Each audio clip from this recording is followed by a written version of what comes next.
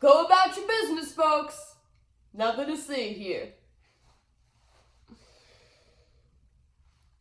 What's up, everybody? I am R.L. Hardy, and you are watching Whiskey Tango Alpha Foxtrot.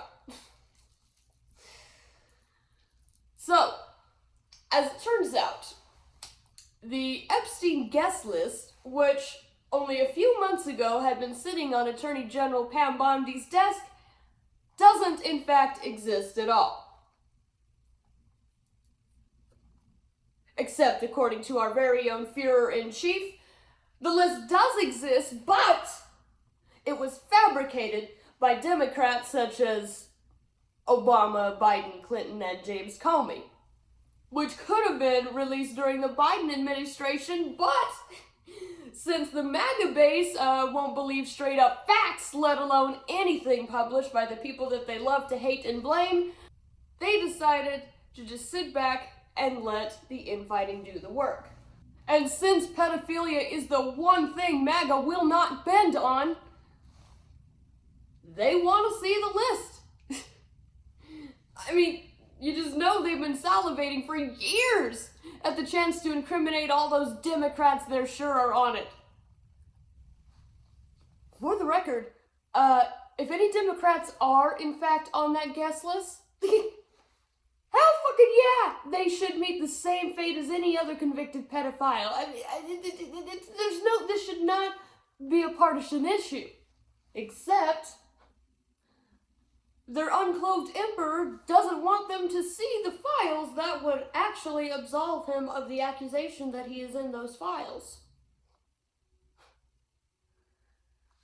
You know, correct my math if I'm wrong, but wouldn't an innocent man, especially one as proud as that guy, release the files just to prove that he wasn't all over those files? And now that the poorly educated masses are no longer just blindly swallowing whatever the dear old daddy dictates, he's disowning them.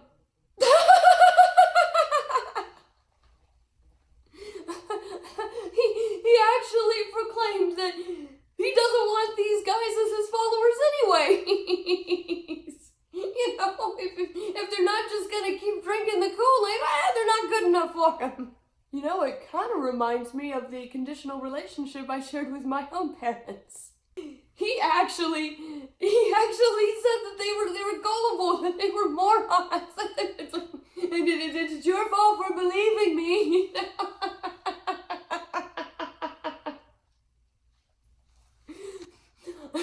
You know, it's reminiscent of the time that Tucker Carlson defended himself in court for outright lying.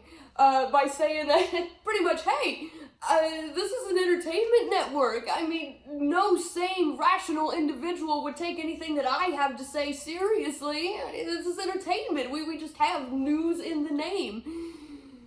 By the way, I did not write that. That actually happened. However, the top MAGA influencers folded like a party of lawn chairs, turning their back on their just very recently previous adamant declarations that they want to see the list too, no matter who's on it. But they either got paid or blackmailed because they all about-faced so fast it gave the cult whiplash.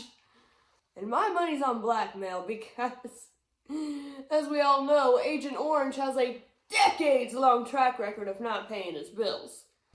Not that even that matters now, because simply hours after the fallout of that recent cover-up, Sir Lies-a-Lot then announced that he had instructed Pam Bondi to release some of the transcript from the files that don't exist, but do exist, except they were written by Democrats and is also a hoax. And to make matters even more interesting,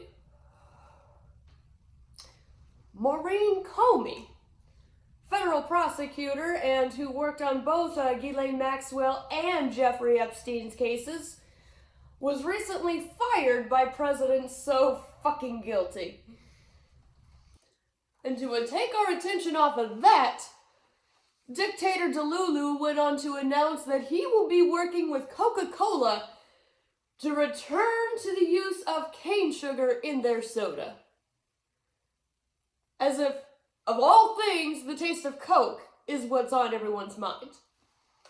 But what should be on everyone's mind is how President Acorn Squash ordered the incineration of 500 tons of perfectly edible food instead of, giving it to hungry people.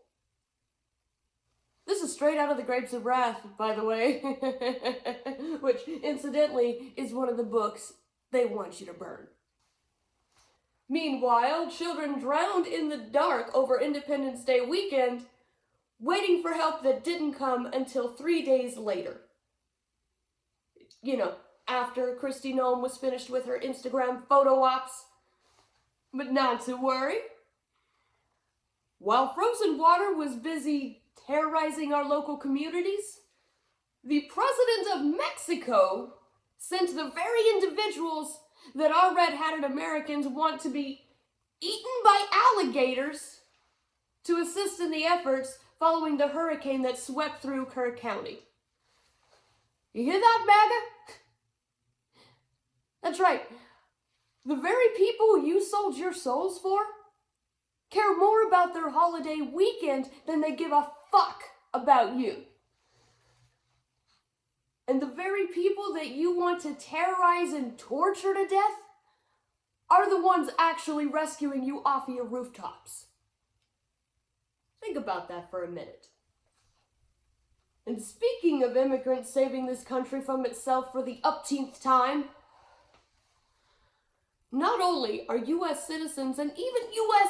veterans being detained by frozen water without due process, because otherwise, they wouldn't be detained, but now things are in uproar because a 15-year-old child has now been sent to Alligator Auschwitz. A concentration camp that is exclusively for adults. Because they haven't finished numbing themselves to the death by neglect they're inflicting on grown-ass humans, let alone children, but they'll get there. If you need more confirmation that you have more in common with an immigrant than any one of these out-of-touch socialite leeches, just remember, while millions of Americans are losing their vital healthcare assistance, the very people who voted to put that in place don't lose jack shit. And the president, who declared just a couple of months ago that he had a clean bill of health, has just recently been diagnosed, or at least it's recently been made public, that he has a chronic and advanced vein condition. Putting aside the fact that his poor health is a liability to literal every American, but they lied! Big surprise. Again! These clowns can't even keep their story straight. No joke, okay? The very Republican Congress people who have been proclaiming very loudly on any platform they can that all pedophiles, regardless of party, deserve the death penalty are the same assholes who voted against releasing the Epstein files. Actions speak louder than words, folks.